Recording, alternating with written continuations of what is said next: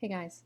Um, just really quickly, this is future Andy who is editing the podcast, and I just want to apologize a little bit for the poor audio quality that is happening this week. I was trying a little bit different setup, trying to record just in a way that deals with the fact that my computer is getting very old and can't really, doesn't enjoy the recording process very much. So I was trying to record my audio and my video separately to sync them up, and that just did not work at all.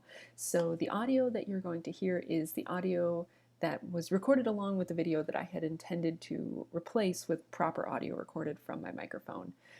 So I've sort of enhanced it and boosted the volume and done everything I could to make it somewhat pleasant to listen to, but unfortunately there's only so much you can do, and there's a lot of kind of background noise from my air conditioning and stuff.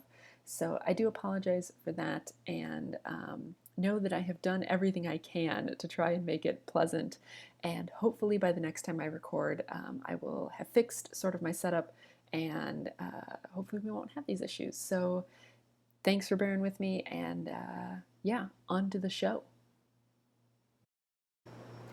Hello, and welcome to episode 101 of 10,000 Stitches podcast, a podcast all about the joys of knitting. And we're now entered into a new, I guess, sort of century of the podcast, so some things are going to change, but perhaps we will talk about that later. But yeah, exciting things. My name is Andy. If you were looking for me on the interwebs, you can find me on Instagram, Twitter, and Ravelry as Pearlbug, P-U-R-L-B-U-G. You can find my blog at thepearlbug.com, and then we have the 10,000 Stitches podcast group on Ravelry. If you're looking for links to anything that I mentioned today, any shops or patterns or other stuff that could possibly be linked, if you are watching this via the embedded video on the blog post or the Ravelry thread, everything will be linked right below the video. If you're watching this on YouTube, in the description box below the video, there will be a link to the blog post. You can go there, and then, like I said, everything will be linked right below the video. Also, if you're watching on YouTube, there should be timestamps below the video for, sort of the usual sections. I apologize that the lighting is not great today. I'm recording in my other room right now. Normally I record in my bedroom, and I'm currently recording in the sort of kitchen living area, just because there's people outside making a lot of noise, and this side of the apartment is much more sort of isolated from that.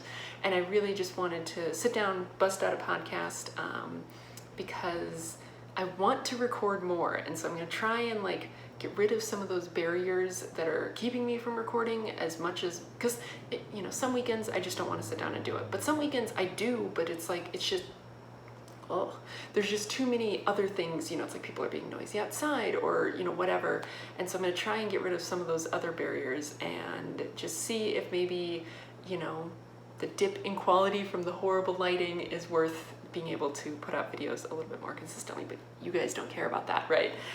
So today, I got some finished objects to show you guys. We have some works in progress to talk about. We have some dyeing to talk about. We have knit-along stuff, question of the week, and chit-chat. So yeah, hopefully not as long of an episode as last time. I'm gonna try and keep it definitely a little bit shorter this time. So let's get to it. Let's not keep yakking. So, finished objects. I have two finished objects to show off, one of which you've never seen, which is this one. And this is a hat that I made. I basically made this, when did I make this? Oh, I was knitting on this when I recorded my last episode. So I think I said something about I will talk about that thing that I'm working on that you guys haven't ever seen. So this is what it is. The pattern for this is I think it's called the Perfect Reversible Watch Cap, and I forget who it's by, but of course linked and everything. But it's a 1x1 ribbed hat. And it's reversible because it's just 1x1, and the crown decreases are done in a way that looks nice on both sides. So this is actually supposed to be the inside of the hat, and this is how those crown decreases look. And then on the other side, they look really nice too, because they're done with centered double decreases, which just look so nice, I think. So this is how they look on the sort of intended outside of the hat. So yeah, really like it. As you can see, I have not yet woven in my ends. I kind of finished it and just was like, oh, I guess I'm done with it, even though I'm not. It also needs a bath, and maybe not really a block, but just a bath and a dry. But yeah, so this is, it's a pretty basic hat. It's 1x1 rib, and then you kind of have, you decrease evenly six times around the crown, and I have no complaints. I cast on using a tubular cast on, and I actually did not like the version that I used for this one. For this one I used like a long tail tubular cast on, which I've never had a lot of luck with. It winds up looking really wonky, and I think I wind up getting my stitches sort of twisted around my needle. But I actually, well, okay, we'll get to that, right? I found a better way to do it. But yeah, so this is this one. This used, I think, just about exactly 50 grams worth of yarn, and then this is the yarn that I have left. This yarn is, do I have a label somewhere? I don't know where the label went. This is I think it's Araucania yarns, and it's the base is called Huasco sock. This is yarn that I bought back when, I think over spring break, when I went to Iowa to see my dad and my brother, and then we went to a little local yarn store. This is what I bought. So it's really pretty. It's, kind of blues and pinks, and it's not showing up well because the lighting is horrible. But yeah, you can kind of see how it looks. It was really interesting because it definitely was not sort of pooling down here the same way it's pooling up at the top. And this is even before I started the decreases, so go figure. But yeah, no complaints. I guess the only complaint that I have is that this one turned out just a little bit small for me. And I thought I knit it plenty long. Like, I was looking through the project notes, and a lot of people said, oh, knit to 8 inches instead of 7.5 or something like that to get a nice long brim on it. And I did that, except that I think the hat circumference is a little bit small for me, so you can see kind of how that looks. I'm not crazy about it. It's a little bit small, and because it's a little bit small, it means that the length sort of gets sucked up because it has to stretch more, if that makes sense. So yeah, so I'm not terribly pleased with it, and I'm actually not planning on keeping it, which is part of why I haven't woven in the ends yet. But I have a friend who I think I'm going to give this to, and she is just a slightly smaller person all around than I am, so I'm pretty sure that this hat will fit her better. So yeah, so this hat is not staying with me, but I actually have cast on another one, which I don't have to show you, so I won't wait to talk until, Whips to talk about it. I will just mention it now. But yeah, I have cast on another one. I cast on with slightly more stitches. I think I added, did I add 12 stitches, I think, to the stitch count? So this one is 156. I think I cast on with 168 on the other one. Same size needle, so I'm using a US 1.5, which is a 2.5 millimeter needle, which is the size needle called for in the pattern. But I think because I knit so tightly, that's why I either need to bump up the stitch count or bump up the needle size. But I figured I would just bump up the stitch count. So I am knitting another one with a slightly larger stitch count, and I will probably knit it slightly longer as well, that I will wear. And like I said, I don't have that here, so I will show that to you guys the next time I record, hopefully, if I bring it home. It's currently living in my desk at work, and it's just kind of a nice, easy thing to just pick up and work on, because it's just, 1x1 rib. And I used a slightly different tubular cast on method for that one.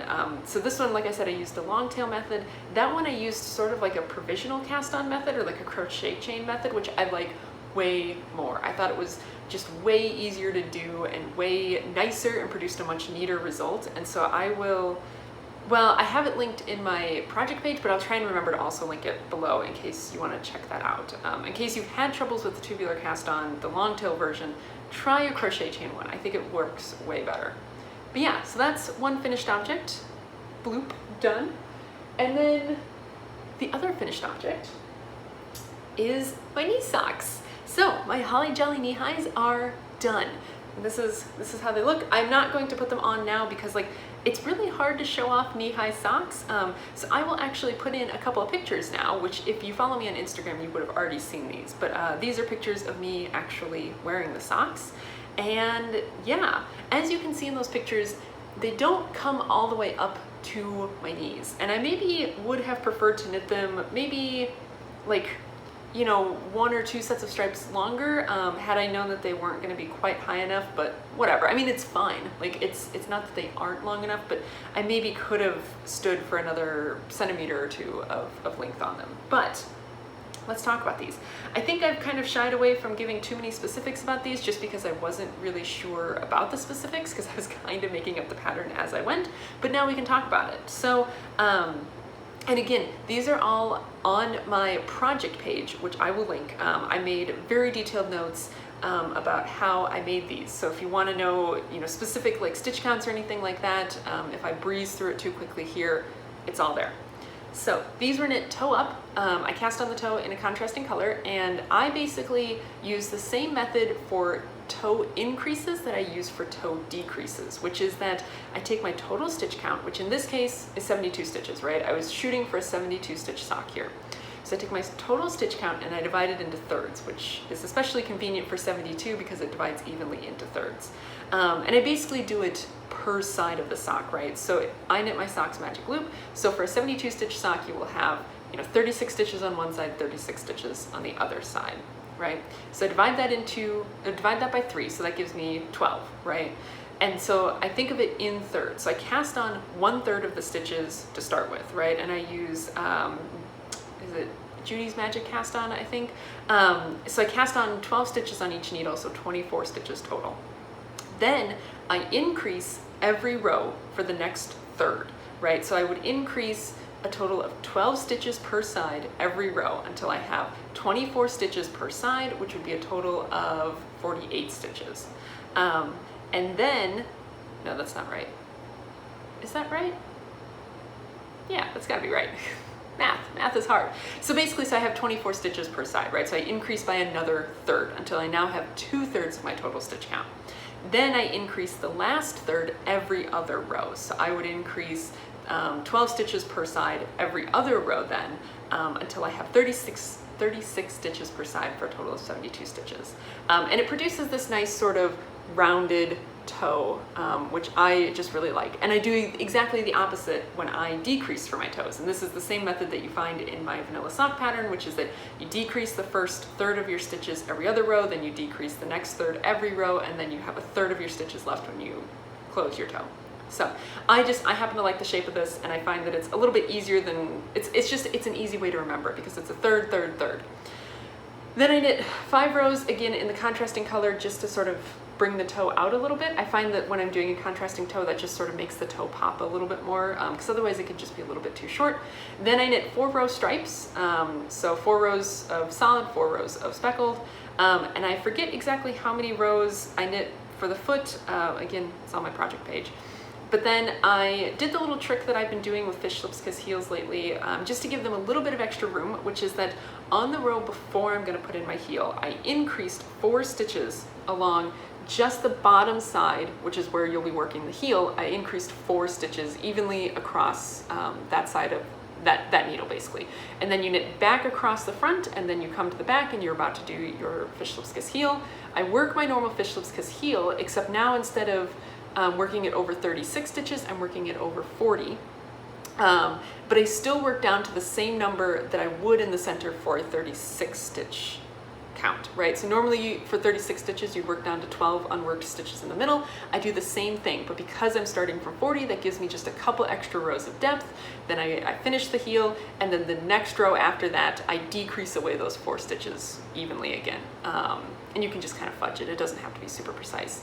So then I knit, I forget how many rows I knit up to here, right? So this distance I just knit straight, right? I didn't do any increases, just normal 72 stitches. And then starting here, I started increasing every 8 rows. I increased 2 stitches sort of along the center line until I had a total of 108 stitches. And basically 108 just happened to be the number that seemed to sort of fit right. But it also sort of worked out because like if I measure sort of around my ankle, right, and then I measure around the widest part of my calf, that is roughly a ratio of 1.5 to 1, right? So the widest part of my calf is roughly 50% bigger than sort of my ankle, and so it kind of makes sense that you would increase by 50% of your stitches. So then I increased up until I had 108 stitches, and then I worked, I think, about 10 stripes plain, and then I did this little picot edge here, and a little folded hem, and then I just sewed it into the inside. So all the ends are woven in on these. They are ready to wear, and so now I just have to wait for the weather to cool down enough to actually wear them. In the pictures I took, I have them on just on bare legs because I was wearing shorts at the time. I doubt that I will ever wear these with bare legs because for one thing, I'm not entirely sure that they're gonna stay up super well, and I didn't wanna like put an elastic or like put a rubber band around them or anything. So my guess of how I'm going to wear these, and of course this is now, like we'll see what it turns out to be, but my guess for how I'm gonna wear these is that I will probably wear them over tights because then, you know, you have sort of the friction between the tights and the socks to help keep them up. And that way, yeah, like that's just my guess, because like if it's cold enough to be wearing wool knee-high socks, my guess is that I'm not going to want the rest of my legs bare. My guess is that it's going to be cold enough to be wearing tights as well.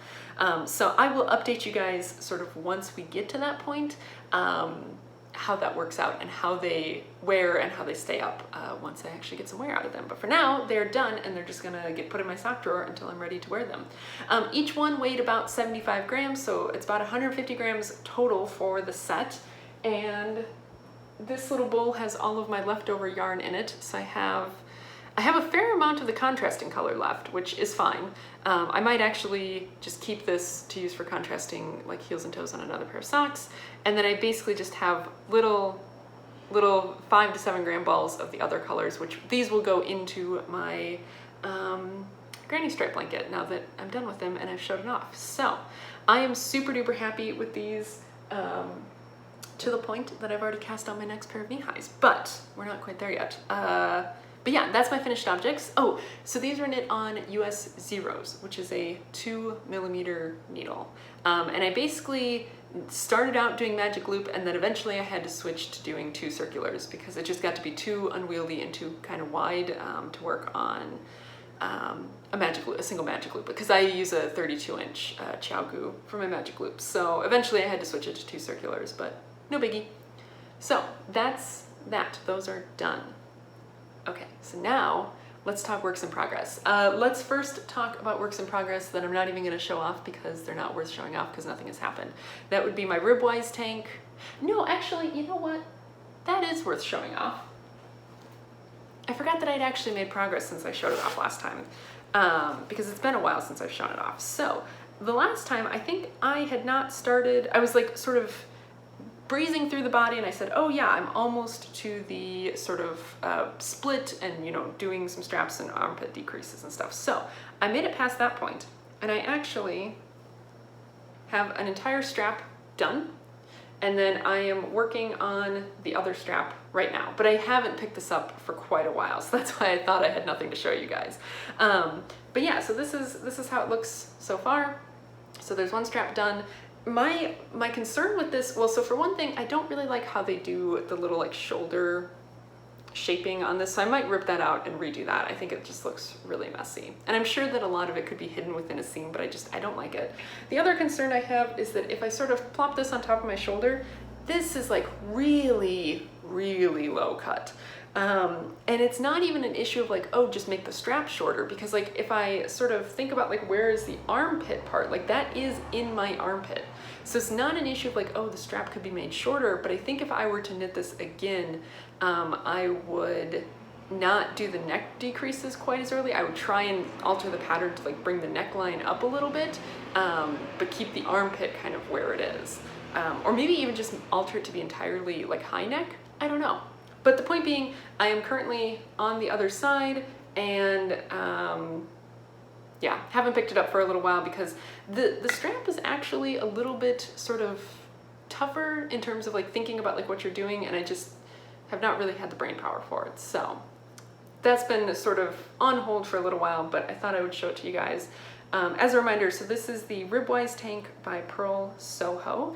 I am knitting it, I think maybe on a slightly smaller needle size than the pattern calls for. I'm knitting on a US 2.5, which is a 3mm needle, and I am knitting, I think, the size 36. So yeah, that's that. Hopefully by the next time I record, there'll be some more progress on it, because typically when I bring it out to show it off, that's when I get inspired to work on it again. Okay, so now let's talk other whips. Oh, sorry. Okay, so for another whip that I honestly am not going to show is my Luella cardigan. That one I just have not even touched. I haven't even put it back on the needles. It's not that I don't want to work on it. I think I just don't have the brain space to be working on it right now. And so even though it's all vanilla, right? Like it's all vanilla at this point, it's just stockinette. I don't know, haven't wanted to work on it. So whatever, it's just chilling out, and we'll see when I pick that back up again. But let's talk socks, because I have more socks to show you guys. So the first one is one that I am very excited about. You have not seen either of these socks before. And this one is one that I started working on this past week and has really just flown for me because it's a really fun popcorny pattern. And this is a pattern that I'm actually test knitting. And for the designer is named, I think her name is Ash, and her handle on, I think, Ravelry and Instagram is Original Knitter. And so this is a sock pattern that she is designing and wanted some test knitters for, and I volunteered to test knit.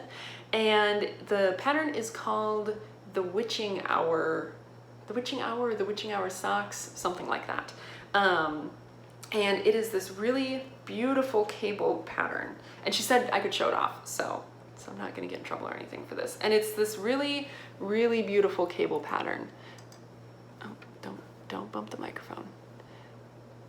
And again, I know the lighting is not doing it justice. I think I have a good picture of this, so maybe I'll try and put a picture in so you can really get a good view of what it is. But it's this really cool cable pattern which runs down the entire front of the sock. And that's it. So the back is plain, right? So it's a nice one of those patterns for when you kind of you want a little something, but you don't want too much.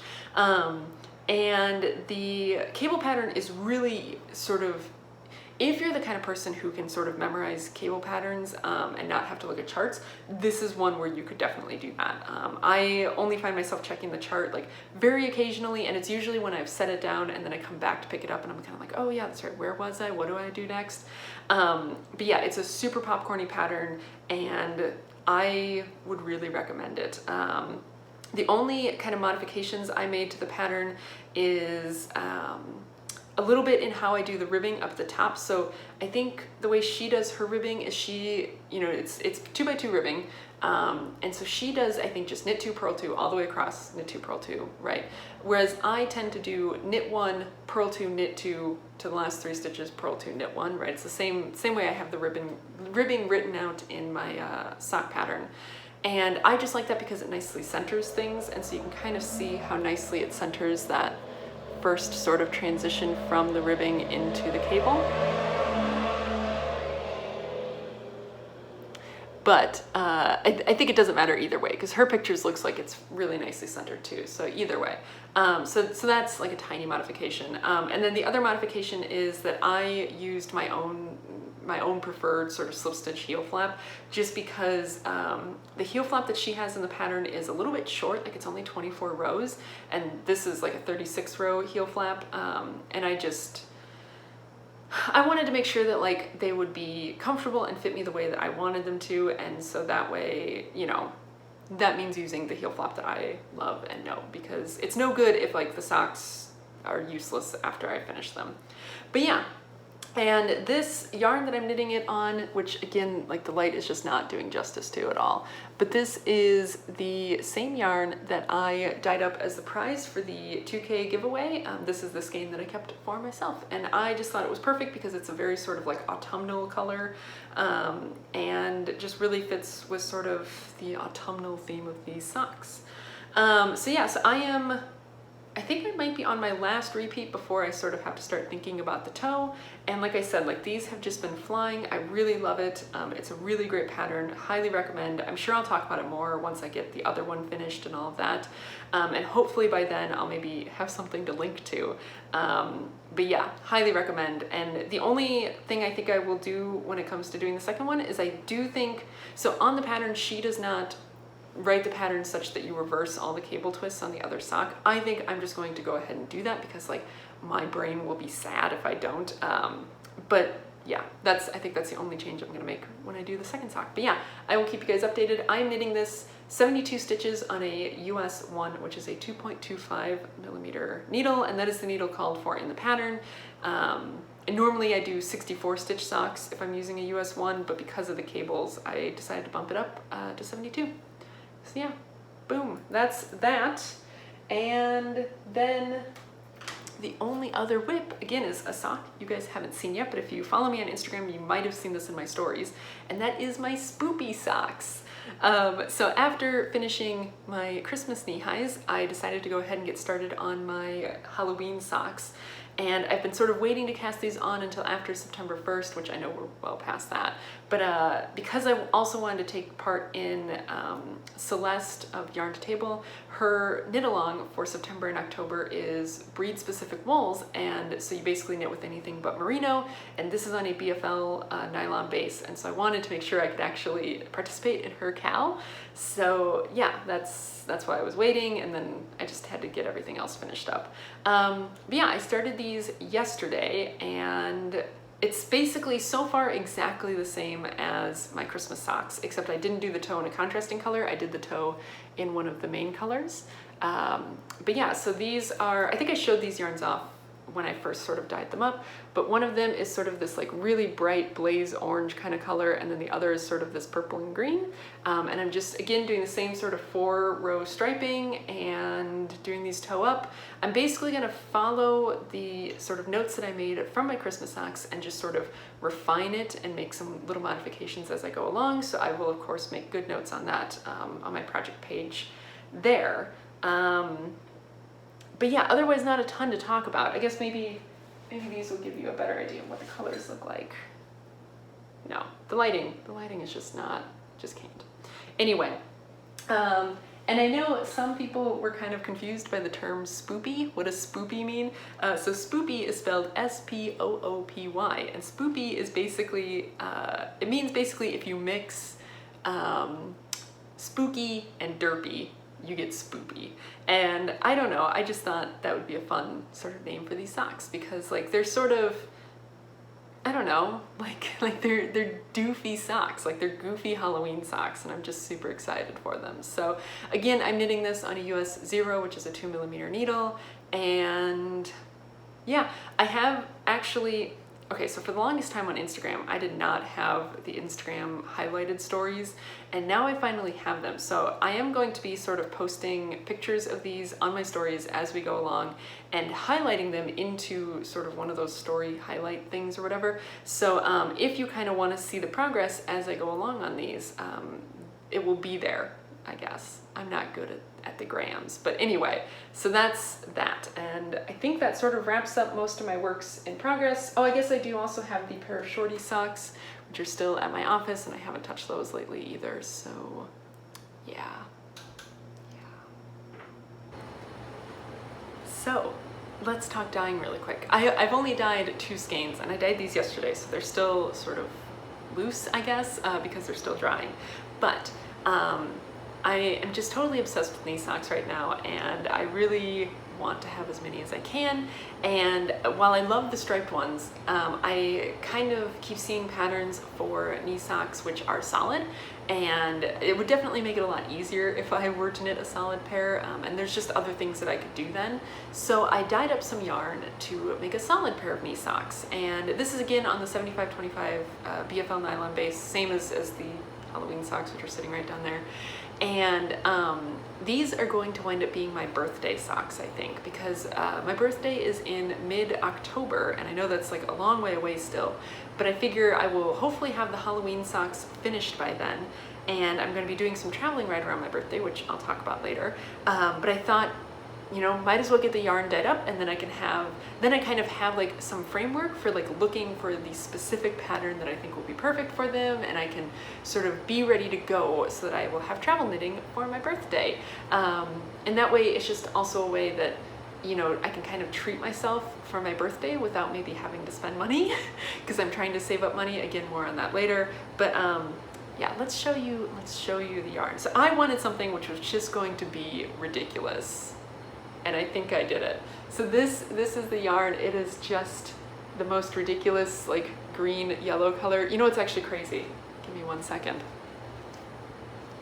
I definitely have a Nalgene bottle, which is exactly the same color as this yarn. Like I was basically going for like Mountain Dew turned up to 11. Like that's what I was going for here, and I definitely think I got it.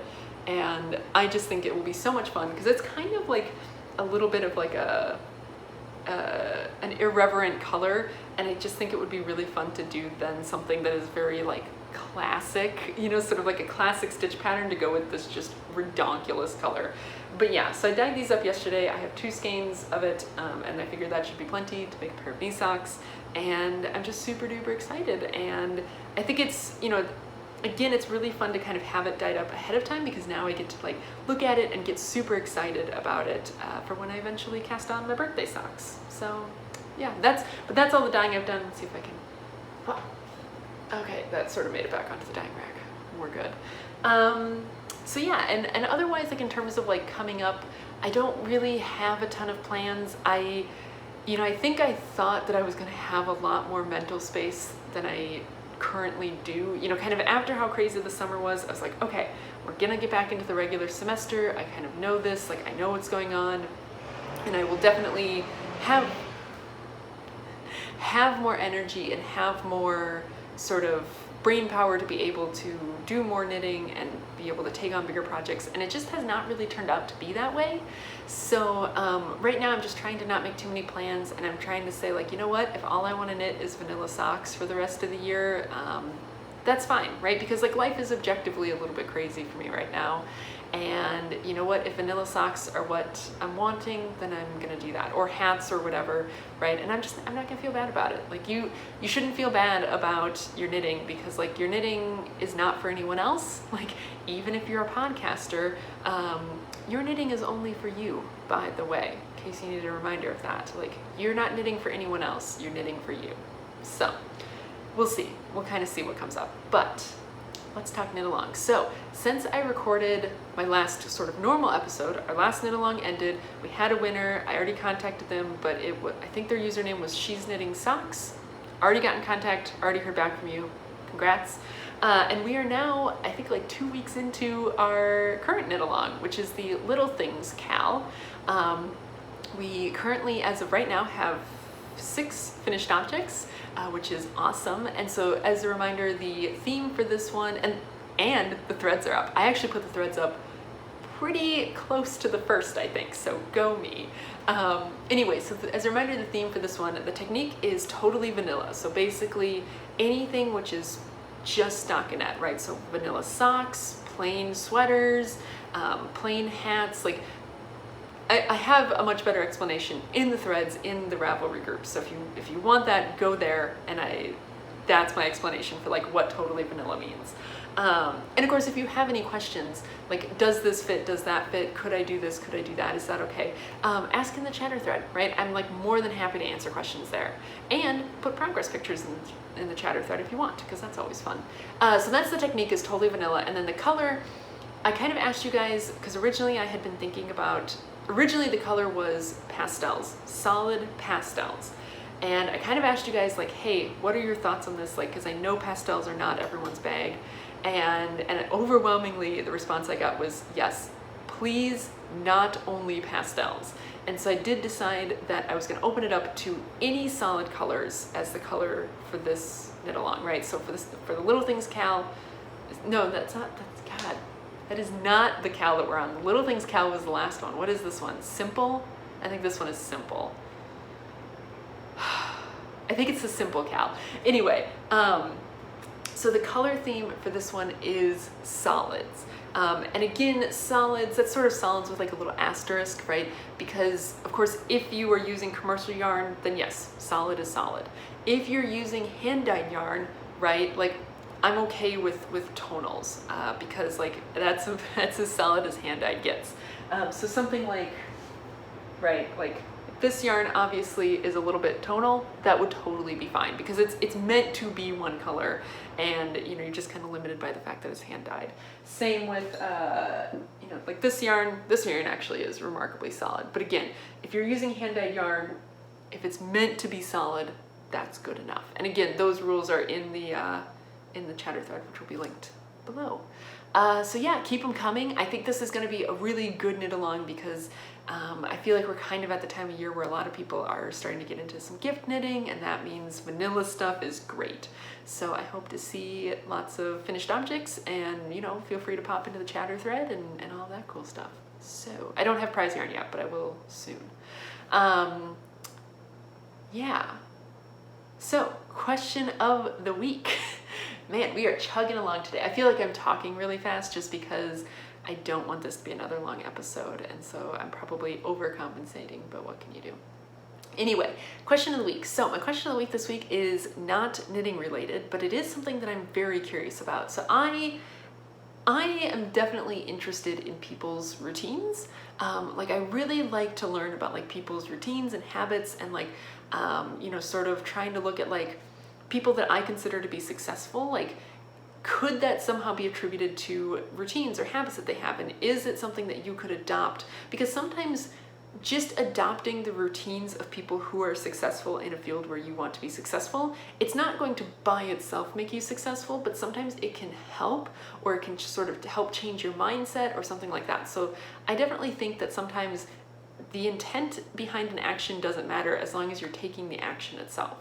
So that's something I'm very interested in, and I have recently made some changes to my routine that I'm hoping will be good. Like some of them I've been doing it long enough that I can see like, yes, this is good. Some of them I just sort of have started, so it's kind of like, let's see how this works out. But a change that I have made recently to my morning routine is I wake up fairly early, so I wake up somewhere between 5:30 and 6 every morning. And okay, so this is what I used to do in the mornings, right? This used to be my morning routine, which was not a horrible routine to start with, but I used to wake up, I would sort of stumble out to the kitchen, I would immediately start coffee and breakfast, and then I would sit down with my coffee and my breakfast at my computer, and I would watch some YouTube videos, drink my coffee, eat my breakfast, sort of wake up, and then I would typically wind up watching a little bit more than what I needed to finish my breakfast. And then I would sometimes sit and knit, which it was fine. Like I enjoyed it. It's nice to do in the morning. And then I would take a shower, get ready, and then get out the door. Typically by 7:30. I like to leave home by 7:30 because I like to have to be to work by 8 most days. So that used to be my morning routine, and it was not a very good one for me because it just always left me feeling kind of frazzled in the morning. So recently I've changed up, I guess, both my morning and my night routine, in that I've shifted my showers to the evening because showering in the morning just takes too much time. And so and especially when it's been hot in the summer, it's like I typically want to wash off before I go to bed because like I'm just all sweaty and gross from the day. So it's like I've shifted my showers to the evening. And so now my new morning routine is I get up, same time, right? I haven't changed my wake up time. So I get up and I immediately try and like gulp down a bunch of water. So typically I will, where did I put it? Oh, dangerously next to my computer. Ugh. I will, fill up one of my mason jars with water, and I'll try and drink as much of it as I can. Not all of it usually, but as much as I can to kind of rehydrate.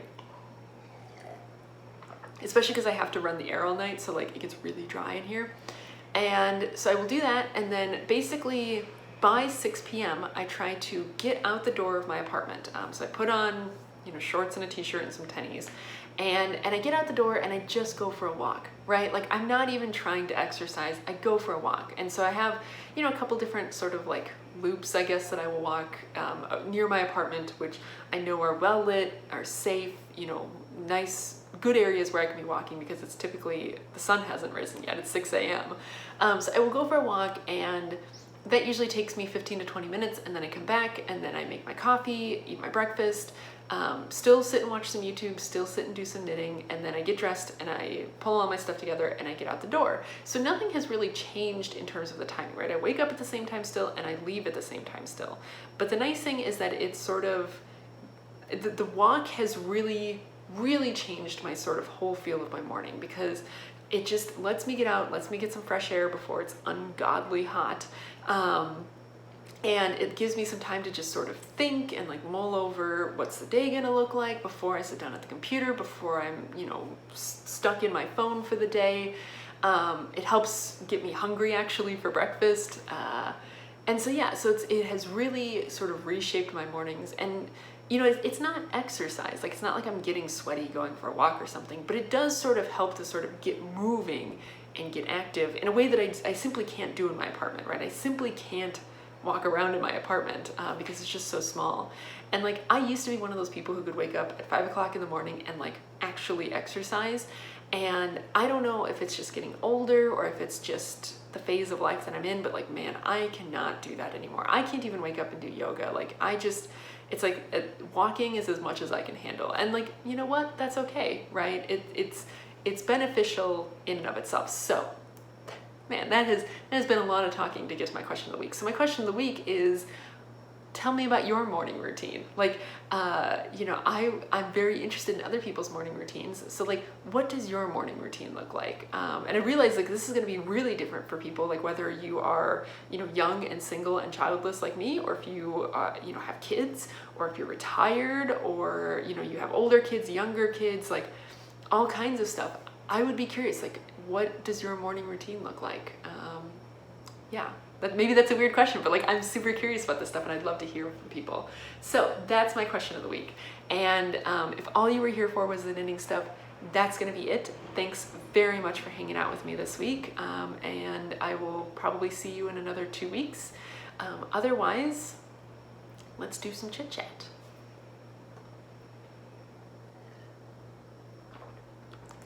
Okay, I don't have a ton to talk about for chit chat, just because it's just been a lot of work. Like, I have been crazy busy with work. Plus, I think I mentioned this, but I'm taking 2 classes this semester instead of my normal 1.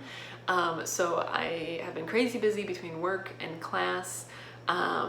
And so like, my life has been real boring lately.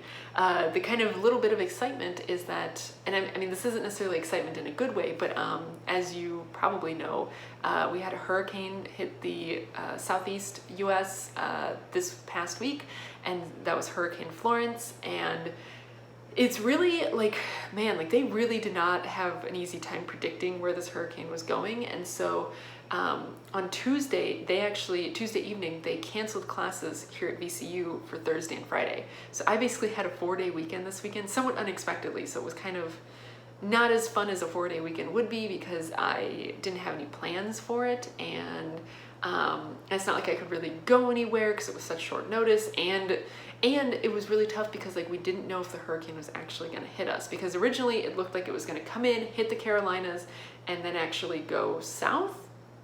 Then it turns out, like now, I think right now the track is that it hit the Carolinas, like it's made landfall now. And now I think it's supposed to sort of swoop back around to the north. It's still not going to hit us. We are kind of like in the middle of this like swoop, so it's going to swoop around. But it also weakened quite a bit, even by the time it had made landfall. So I basically have not experienced any of it at all, and in my entire time here, we've never really had a hurricane hit Richmond, which is good, right? Like, this is a good thing. But it was really funny because everyone got very worried. This is probably the closest we've come to getting hit by a hurricane. And so everyone I know was like calling me or texting me like, are you okay? Do you have extra water? Do you have extra food? Like, are you gonna be okay? Like, charge all your batteries. And I was like, yeah, I think I'll be fine. But yeah, so that's sort of been like the excitement, I guess, lately. The other sort of more exciting in a fun way thing is that yesterday I bought my flights for my last 2 times that I have to fly to Alabama before I will move there. So Wesley is actually going to be coming to visit me. I think it's like the last weekend of September. He's going to come here, and that'll be the last time he comes here again before I move. So he's going to come here the last weekend of September, which will be really fun. I'm really excited for that, because at that point it will again have been about 6 weeks since we've seen each other. Like, it's getting easier and easier to kind of not see each other for a long time, but like I still don't like it. It's just we're better at coping with it. So he's gonna come here, and then mid-October I am actually going to see him for my birthday, because my birthday always falls kind of around fall break, and so I'm basically taking fall break off of work and I'm going down to Alabama. And I think the plan is actually that we're gonna take sort of a 2-day trip. So it's not really a day trip, but it's like a 48-hour trip up to Nashville, because Nashville's only like 2 hours north of Huntsville. So we're gonna take a little trip up to Nashville and sort of see Nashville. So if you have suggestions for any cool things to do in Nashville, any yarn shops, or just other cool things to do, let me know. So yeah, so I'm gonna do that, and then I'm flying out there again for Thanksgiving, and then that's the last time that I will be going there before I move, because then, right, so Thanksgiving, end of November, obviously, and then as soon as the semester gets done and sort of I'm done with my responsibilities here, Wesley will fly here, and then we will pack up my entire life and drive me out to Alabama, and then I will move and I will never come back to Richmond again. So it's been, I mean, of course, like that's a long time, right? Like I think I still have like 14 weeks or something before I'm moving. But like when you start to talk about it in that sort of way, like it seems so fast. Like it's like, okay, you know, I only have to fly there 2 more times and then never again. Like Wesley's only flying out, he's only making 1 more visit out here, because we're kind of not counting the move, because like that's gonna be just crazy pants, right? So we're talking like just visits. So like Wesley only has 1 more visit here before like ever. And it's just like, it's really crazy to start to think about like in that kind of way. Like, I mean, of course, everything in my life is counting down, but like that especially is like, man, like that really puts it in perspective. And it's really nice because it's sort of, you know, it's drawing to a close, like our long distance relationship, which obviously is a good thing. Like it's been almost exactly a year. I think we moved him up to New Hampshire September 23rd of last year. So it's been like within a couple weeks, it's been exactly a year since he moved away. And you know, so then by the time I actually move there, it will be a year and 3 months, so 15 months that we've been apart. And like, man, I am so sick of it. So I'm really excited to kind of be done with that, and I'm just excited to move. So yeah, but otherwise, like I'm still just trying to, you know, I have to keep my head down, just get through this last semester of work and school and everything like that, and not lose my mind. So yeah, but I think, you know, things are good, and yeah, exciting things to come, but boring things for the past couple weeks, because I'm just trying to, you know, keep on top of everything, and that's not super exciting, but it is essentials. So there's that. But yeah, I think we're gonna keep this short. I think that's gonna be it. Again, sorry about the lighting. Maybe next week I will record in the other room, because I think the trade-off for the noise versus the lighting, I don't think it was worth it, but whatever. You live and you learn, right? So yeah, that's gonna be it for me this week. If you were in the path of the hurricane, I hope that you are safe and dry, and that, you know, the damage was not too bad. For everyone else, I hope you're also safe and dry, I guess. Maybe, I hope that fall is maybe starting to peek through wherever you are, because I don't think we're gonna get it here for a little while still. But anyway, that's gonna be it for me this week. Thanks very much for hanging out, and I will see you again next time. Bye.